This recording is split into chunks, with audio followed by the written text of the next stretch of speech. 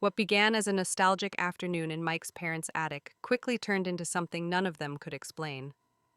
Emma's hands trembled as she held up her childhood drawing of Squiggles, the six-armed monster she'd completely forgotten about until now. As they compared their childhood journals and drawings, impossible patterns emerged.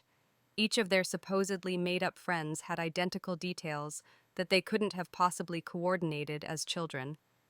By midnight, they had mapped out every encounter, realizing all four imaginary friends had been seen in the same locations throughout their childhood: the old oak tree, the abandoned Wilson house, and most frequently, the forest cave behind their elementary school.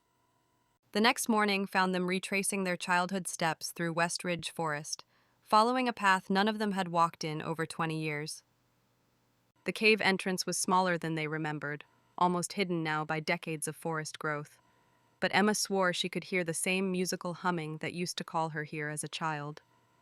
Inside, the cave walls pulsed with the same symbols they had drawn as children, symbols none of them should have known, yet all had meticulously recorded in their journals.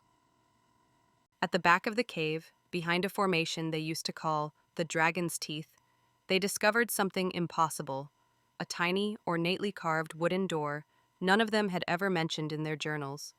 Instinctively, they joined hands and closed their eyes, reciting the made-up words they used to summon their friends, words they shouldn't have remembered after 20 years, yet somehow flowed from their lips with perfect clarity.